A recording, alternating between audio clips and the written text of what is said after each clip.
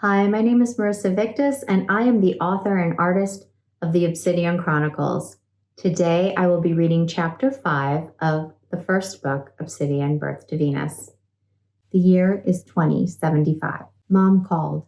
Jai, let's move to Chiang Mai. Her voice seemed bright, but Jai could hear the sadness underneath it.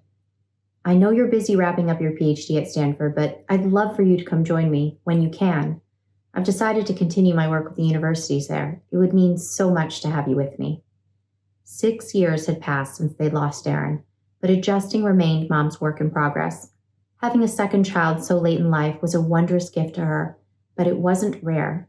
With all the advancements in reproductive science, women often waited to have children in their 50s, some even as late as 60 years old.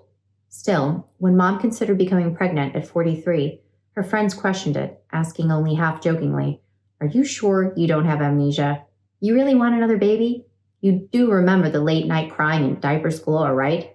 They reminded her. Jai's nearly in college. Her favorite was one word: poop-pocalypse. Mom understood where her friends were coming from.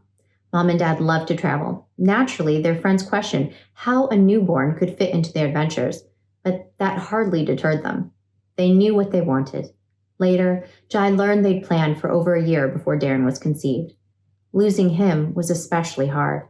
Cancer had weakened him slowly, but the infection and deadly consequences were abrupt.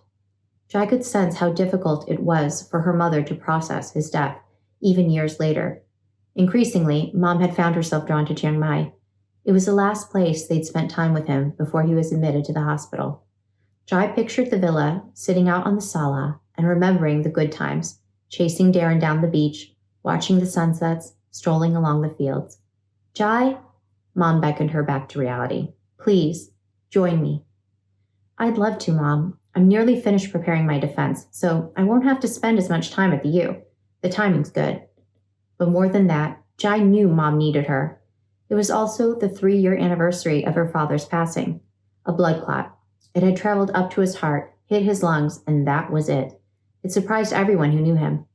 By all appearances, Dad was not only thin, but muscular. He was an avid biker, hiker, and loved kayaking.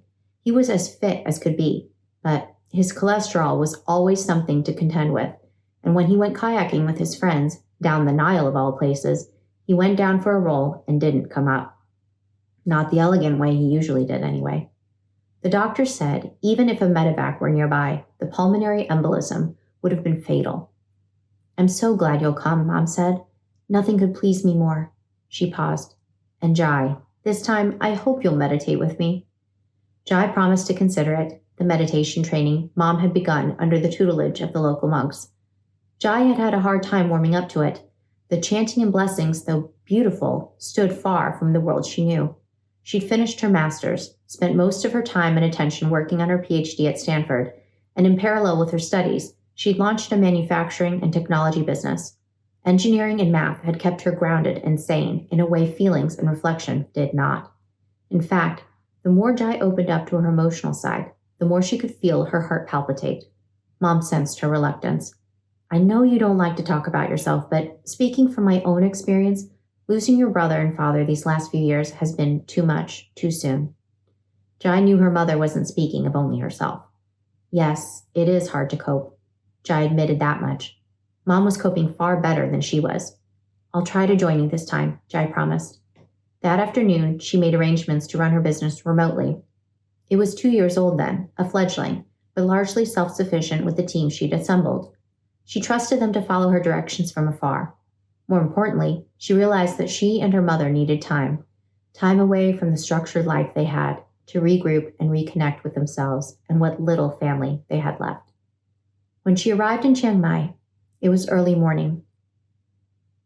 She could smell the earth, feel its immediate raw beauty.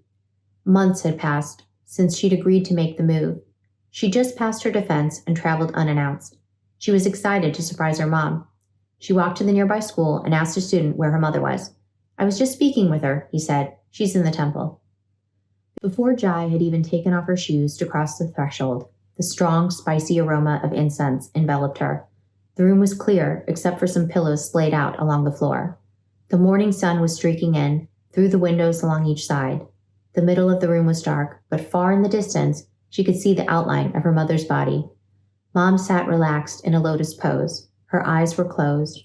Her hands rested, one atop another, in her lap. Jai raised a foot, about to tiptoe inside, when Mom surprised her. "Jai," she whispered. She hadn't even opened her eyes. And that concludes Chapter 5 of Obsidian Birth to Venus.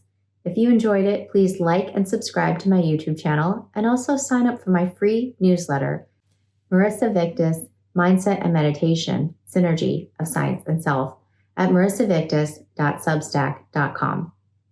Tune in next time when I will be reading Chapter 6. Until then, have a great day.